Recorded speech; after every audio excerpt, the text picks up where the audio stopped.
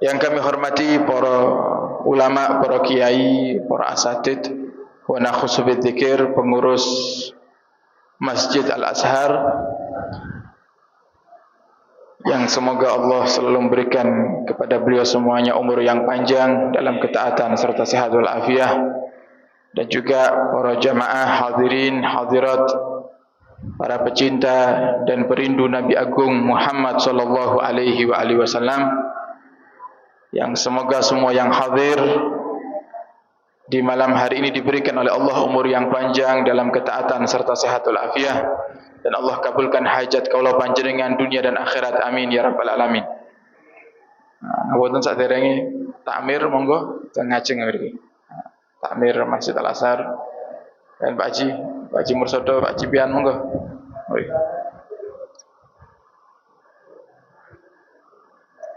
Alhamdulillah, kita bersyukur Bapak Ibu di malam hari ini Allah pertemukan kembali dalam keadaan kita semuanya sehat walafiat.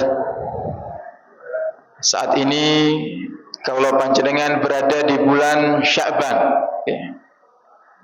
yang sebentar lagi kita akan sama-sama memasuki daripada bulan yang agung, yang Nabi Agung Muhammad sallallahu alaihi wasallam beliau mengatakan dalam hadisnya, Sayyidus Suhur Syahrul Ramadan, pemimpinnya bulan-bulan yang ada adalah bulan Ramadan.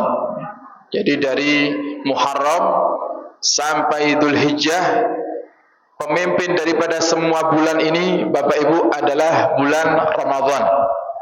Bulan Ramadan, bulan di mana Allah Subhanahu wa taala membuka pintu ampunan untuk hamba-hambanya yang sangat agung dan besar.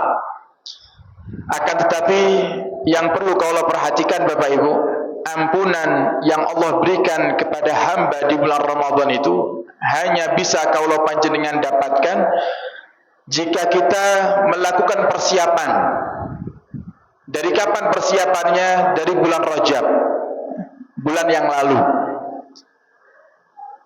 Sehingga para ulama dawuh dalam makalahnya bahwasanya bulan Rajab itu bulan untuk kaulah panjenengan menanam. Bulan Sya'ban bulan untuk kita mengairi.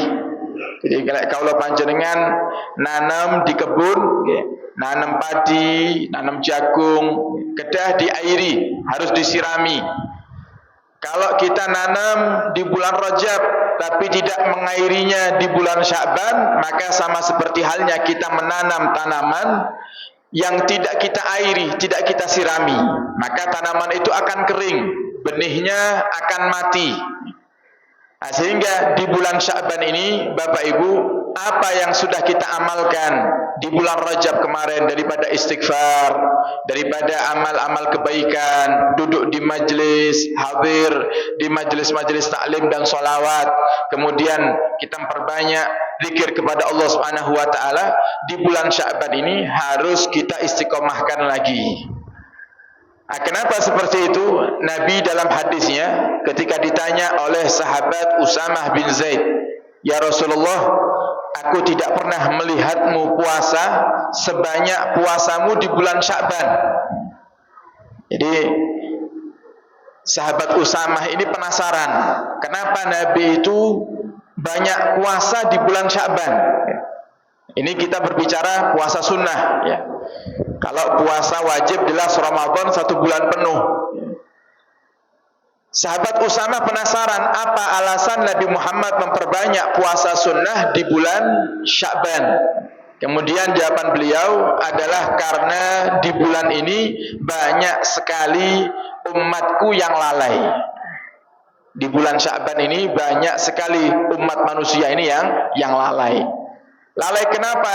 Karena mereka beranggapan bahwasanya bulan Rajab sudah selesai.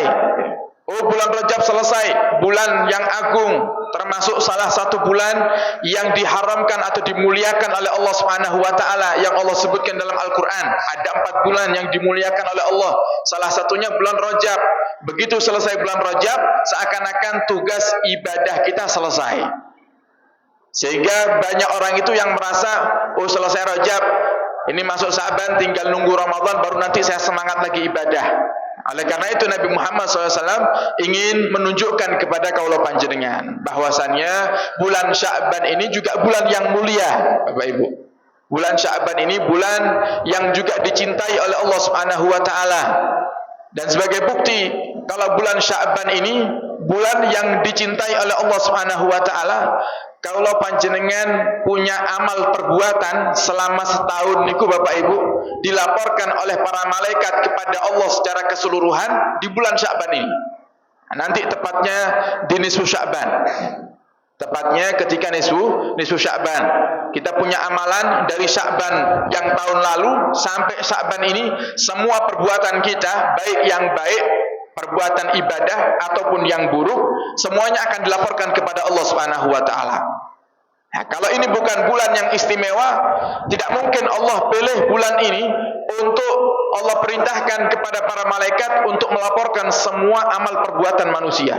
Nah, sehingga bulan Sya'ban ini bulan yang mulia, bulan yang dimana kita dianjurkan oleh Allah dan Rasulnya untuk memperbanyak kebaikan.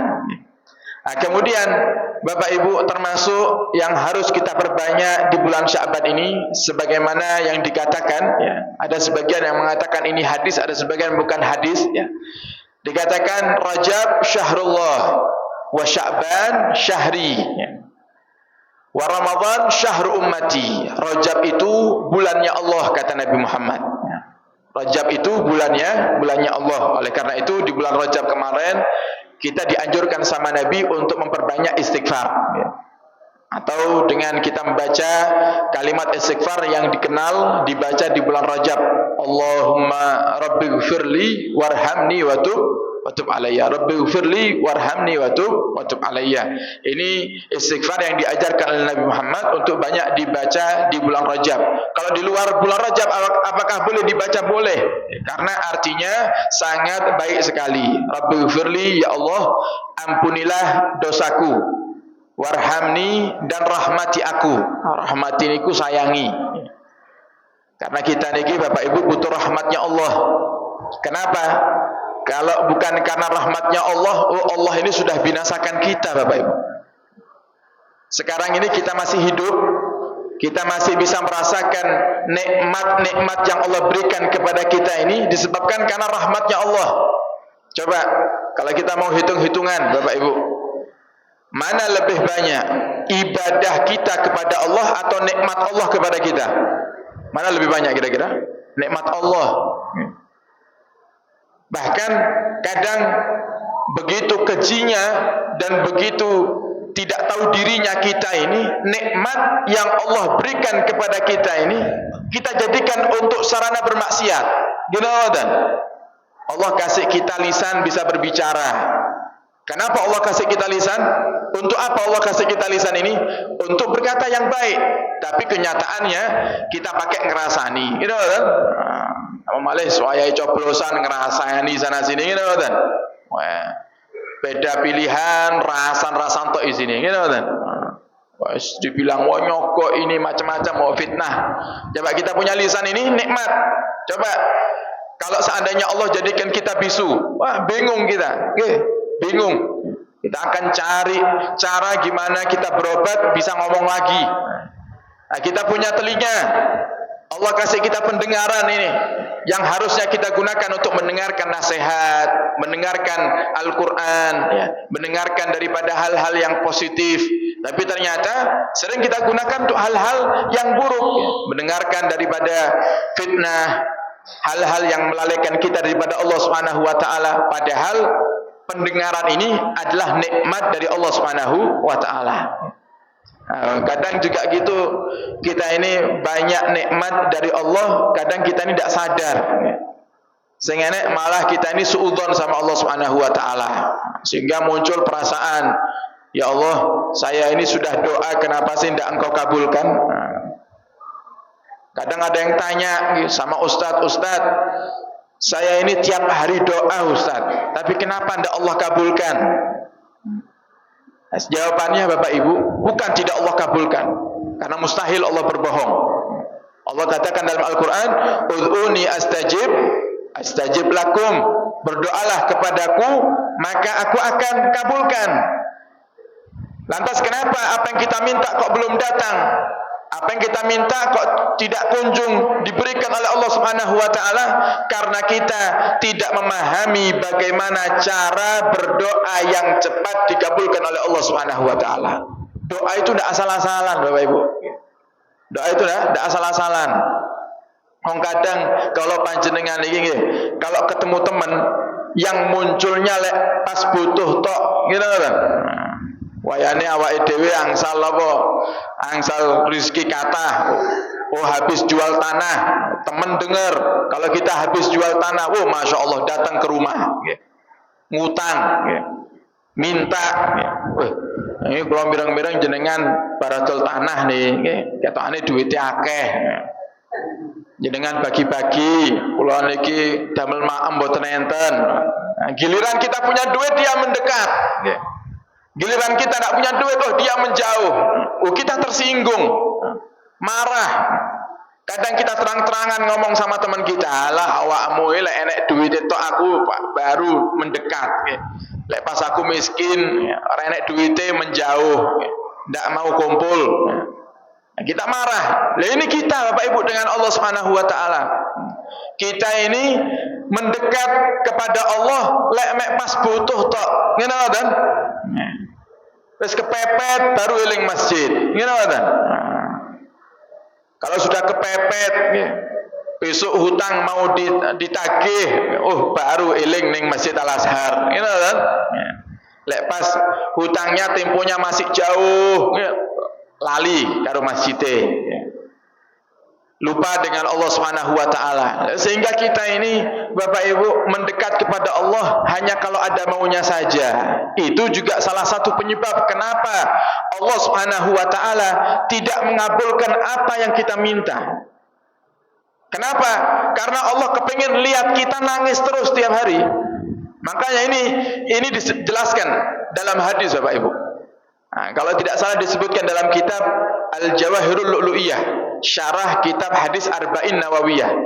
Kitab hadis Arba'in Nawawi yang terkenal dan banyak dikaji oleh para ulama, kiai-kiai kita. Bahkan itu menjadi hadis yang hampir dipelajari di seluruh pondok pesantren. Hadis Arba'in Nawawi. Hadis yang dikumpulkan oleh Imam Nawawi. Di dalam kitab syarah hadis Arba'in Nawawi itu disebutkan ada hadis qudsi. Perbincangan antara Allah dengan malaikat Jibril yang dijelaskan oleh Nabi kita Muhammad sallallahu alaihi wasallam. Ketika malaikat Jibril itu melihat ada seorang hamba yang berdoa sampai nangis. Oh, kalau sudah doanya nangis itu kan berarti khusyuk, gitu kan? Benar-benar minta, sungguh-sungguh minta kepada Allah Subhanahu wa taala. Allah katakan kepada malaikat Jibril, "Ya Jibril, jangan kau berikan apa yang dia minta sekarang. Biarkan nanti saja," kata Allah Subhanahu wa taala. Kata malaikat Jibril, "Ya Allah, tapi dia mintanya sungguh-sungguh nih. Dia mintanya sampai nangis, ya Allah. Dia mintanya niatnya tulus, ya Allah."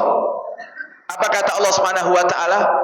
"Iya, karena aku suka dengan keadaan yang seperti itu, wahai Jibril." Dalam arti apa Bapak Ibu? Kalau panjenengan iki ndak akan nangis lek ndak kepepet, gitu kan?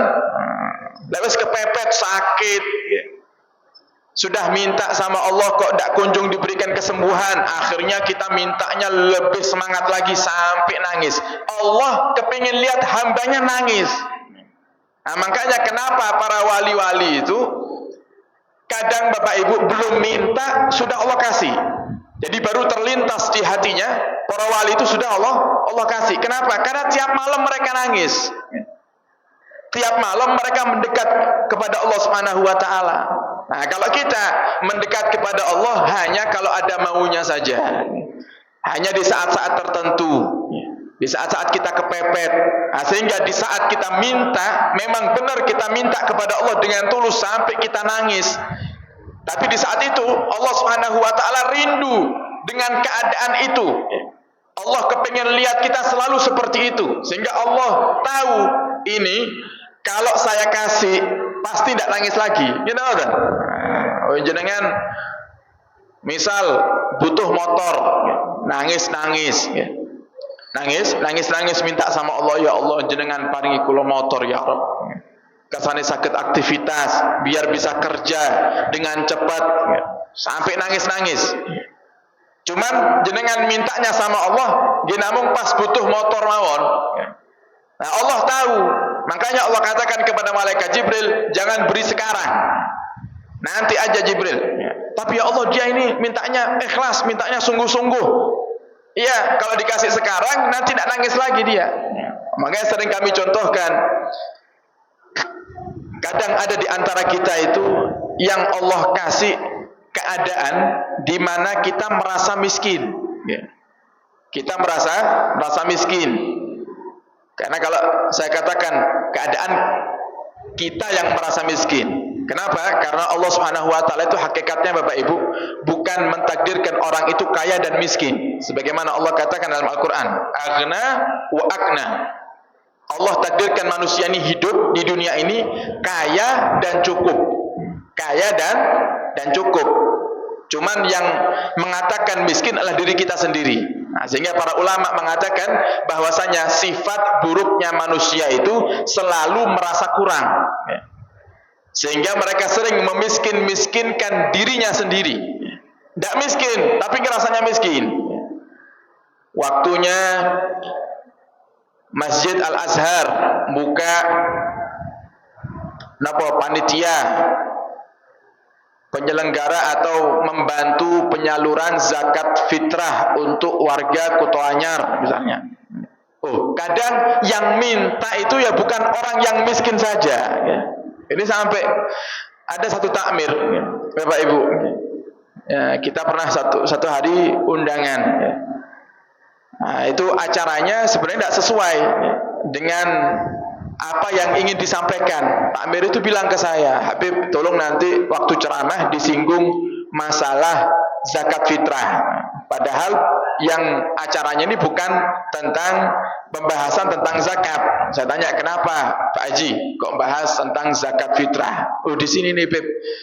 Zakat fitrah itu kayak berkatan. Zakat fitrah itu kayak berkatan. Apa maksudnya kayak berkatan? Jadi semuanya dikasih. Yang kaya pun juga dikasih. Bahkan sampai saking terbiasanya, kalau ada satu yang tidak dikasih dan dia orang yang kaya, dia itu sampai menegur panitia. Pak Haji, saya kok tidak dikasih? Saya kok tidak dikasih jatah beras zakat fitrah. Padahal dia punya rumah tingkat, mobilnya 2, masih kepingin jatah beras zakat. Coba. Nah, kenapa ini terjadi?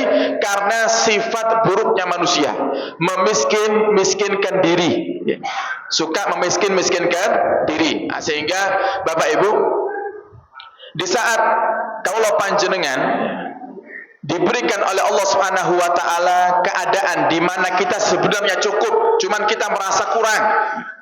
Di saat itu kita punya rumah, gentengnya bocor. Kita punya rumah, gentengnya bocor. Sehingga kalau malam hari turun hujan, seperti halnya sekarang misalnya musim hujan, kalau jam 1 malam turun hujan, genteng kita bocor tepat di atas tempat tidur kita. Sehingga ketika hujan turun, dalam keadaan kita sedang tidur kok bocor, akhirnya kita bangun. Jam 1 malam bangun. Karena kena air hujan yang masuk ke dalam rumah, kita geser ke sebelah kanan menghindari bocor yang turun di atas ranjang ini. Ternyata sebelah kanan juga bocor. Akhirnya karena kena bocor terus kita tidak bisa tidur. Jam 1 malam, setengah 2 malam kita melek. Kalau kata orang Surabaya ini tengah-tenguk gitu kan. Toleh kanan, toleh kiri. Kemudian kita berpikir timbangan nganggur, mending tak wudhu, sholat tahajud. Akhirnya kita pergi kamar mandi, kita ambil air wudhu, kemudian kita sholat tahajud. Kita minta sama Allah, ya Allah, jenengan yang maha melihat, rumahku sekarang bocor semua ya Allah. Berikan kepadaku uang ya Allah, ya minimal 500 juta ya Allah. kagem bangun griya niki ya Rabb kersane mboten bocor malih. Nah, Allah kadang tidak langsung berikan. Kenapa Allah tahu? Allah tahu keadaan kita. Coba seandainya Allah kasih itu 500 juta, jenengan perbaiki rumah panjenengan. Jenengan perbaiki kamarnya yang tadinya tidur cuman beralaskan tikar, karena punya duit akhirnya beli ranjang dari spring bed. Gitu kan? Yeah. Karena biasanya napa niku ndak punya uang, akhirnya tidurnya nggih mboten damel kipas, mboten damel AC, karena punya duit kamarnya dikasih AC. Gentengnya diperbaiki, plafonnya diperindah, tidur di kamar dengan kasur yang empuk, bantal guling yang empuk, dengan AC yang dingin. Kira-kira jam 1 bangun napa mboten? Nah, niku Allah tahu Bapak Ibu. Makanya Allah terkadang menunda apa yang kita minta. Kenapa? Karena kita ini ibadahnya tidak istiqomah. Nah, kenapa kalau para wali mereka belum minta sama Allah sudah dikasih? Belum minta mereka sama Allah, baru terlintas di hatinya sudah dikasih sama Allah Subhanahu wa taala. Sebagaimana janji Allah dalam hadis qudsi. Kenapa? Ya karena tiap malam mereka nangis. Tiap malam mereka mendekatkan diri kepada Allah Subhanahu wa taala. Nah, sehingga ini menjadi teguran keras buat kita. Jangan salahkan Allah, salahkan diri kita. Kita ini yang banyak kurangnya sama Allah. Kalau Allah tidak pernah kurang-kurang sama kita, Bapak Ibu. Allah tidak pernah mengungkit-ungkit atau menyangkut pautkan daripada dosa kita untuk memberikan nikmat kepada kita. Kalau seandainya Allah jadikan nikmat yang Allah berikan kepada kita ini akan berhenti dengan dosa yang kita perbuat, mungkin sekarang kita dalam keadaan sudah tidak hidup di dunia ini. Kalau kita punya kebiasaan maksiat ini menjadi penghalang datangnya nikmat, detik ini kita tidak akan bisa bernafas. Kenapa kan? Ini nafas nikmatnya Allah. Nafas ini Bapak Ibu jarang kita syukuri. Kapan kita pernah bilang ke Allah, Alhamdulillah ya Allah, Kau masih berikan kepadaku hidung yang bisa bernafas. Kapan kita pernah mensyukuri seperti itu? Tak pernah. Padahal kalau seandainya oksigen itu ibarat kata Allah sumbat sedikit saja, Allah masukkan penyakit sedikit dalam paru-paru kita, sehingga masuknya oksigen ke dalam paru-paru atau ke dalam tubuh ini tidak normal. Akhirnya kita sakit, masuk rumah sakit, oksigen harganya mahal. Gitu kan? Nah, malah pas Covid kemarin, wah Masya Allah, sampai rebutan apa niku? Nah, tabung, sampai ada saya punya teman, abahnya nyesek, waktu Covid kemarin sesak nafas, dapat tabungnya di mana? Di Malang. Cari keliling Tulungagung, Blitar, tidak dapat tabung. Dapat tabung di Malang. Itu pun nyewa. Beli tidak boleh, diperbolehkan beli tapi biayanya mahal sekali. Nah ini coba, nah, ini nikmat yang besar yang Allah berikan kepada kita itu sangat banyak Bapak Ibu. Nah, sehingga jangan pernah mengeluh dengan setiap takdirnya Allah. Apapun yang Allah takdirkan itu yang terbaik untuk kita. Apapun yang Allah tentukan untuk kita itu yang terbaik. Makanya mereka para ulama itu kalau minta sama Allah Subhanahu wa taala, ya Rabb, berikan kepada kami yang terbaik untuk kami menurut-Mu ya Allah. Yang terbaik untuk kami menurut-Mu, menurut Allah. Karena kalau menurut kita takut ditunggangi hawa nafsu. Nah, sekarang kalau saya tanya ke panjenengan, kira-kira keadaan kita punya mobil sama tidak punya mobil itu lebih enak mana? Jenengan lebih marem, lebih senang punya mobil atau tidak punya mobil? Punya mobil. Gitu kan? Berarti menurut kita punya mobil itu keadaan yang lebih baik. Belum tentu menurut Allah Subhanahu wa taala. Kenapa? Nyata Bapak Ibu. Giliran punya mobil, sebelum punya mobil masih punya motor saja, Masya Allah, dimanapun majelisnya dia hadiri. Wonten majelis sholawatan di Kediri datang dia pakai motor. Giliran punya mobil, majelisan yang satu kota dengan tempat dia tinggal tidak pernah dia hadiri. Nah coba, makanya Allah katakan dalam Al-Quran, wa asa an takrahu syai'an wa huwa khairun lakum. Mungkin kalian benci dengan satu keadaan, tapi bagi Allah itu keadaan yang baik untuk kalian. Nah, kita tidak suka di saat kita tidak punya mobil, kita tidak suka dengan keadaan itu, tapi justru Allah senang kalau kita tidak punya mobil. Menikah pun juga seperti itu, ya. Banyak pemuda-pemuda yang sudah masuk ke umur pernikahan tapi belum nikah, sambat, "Beb, kenapa ya Allah kok belum datangkan saya jodoh, kenapa saya ini sampai telat nikahnya?" Sehingga sebenarnya bahasa telat itu bukan bahasa yang tepat, Bapak Ibu. Telat itu menurut kita, kalau menurut Allah tidak ada kata telat, karena Allah itu ngasihnya selalu tepat waktu. Allah itu ngasihnya selalu tepat waktu. Kalau seandainya misalnya kalau kita punya hutang, temponya tinggal sebulan lagi. Anggap tanggal 1 Maret kita wajib membayarnya. Kalau Allah kasih uang kita sekarang, godaannya berat, gitu kan? Kita punya hutang 50 juta. Kita tidak punya duit untuk melunasinya, tapi tempo masih ada, tinggal beberapa hari, tinggal misalnya tinggal setengah bulan temponya. Terkadang Allah ngasihnya itu mepet, besok mau waktu pelunasan, hari ini Allah kasih kita rezeki. Kenapa? Ya karena ya kita manusia, kalau dikasih sekarang, kalau panjenengan megang duit 50 juta sekarang, masih ada tempo waktu 15 hari atau 14 hari menuju pelunasan hutang, godaannya berat, gitu kan? 50 juta lek ngenteni 14 hari kok nganggur eman-eman, nggih. Akhirnya apa ditumbasne motor. Ditumbasne motor. Dibuat jalan-jalan. Waktunya pelunasan habis uangnya. Makanya Allah tuh sering memberikan ijabah kepada hamba-hambanya itu di saat-saat kepepet.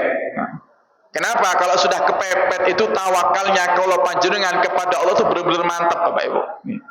Benar-benar mantap, wis kepepet. Sudah ke? Kepepet. Coba kalau tidak kepepet. Nyantai kita. Mintanya pun juga nyantai sama Allah. Tapi kalau sudah kepepet, mintanya niku semangat. Yakinnya semangat, karena yakinnya semangat, mintanya semangat, Allah langsung kasih.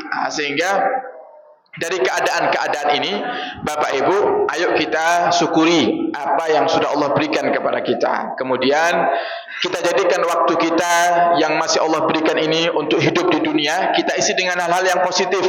Nah, terutama sebentar lagi kita akan masuki bulan suci Ramadan.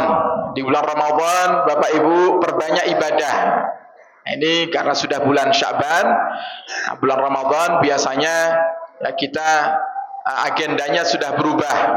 Agenda acaranya, majelisnya sudah berubah. Ada sebagian majelis yang lanjut dengan dikemas buka bersama, ada yang dikemasnya khutmul Quran ba'da salat tarawih. Nah, sehingga sering kami sampaikan kalau sudah di bulan Sya'ban, sebagaimana apa yang disampaikan Rasulullah Shallallahu Alaihi Wasallam dalam khutbahnya di bulan Sya'ban menyambut datangnya bulan suci Ramadan.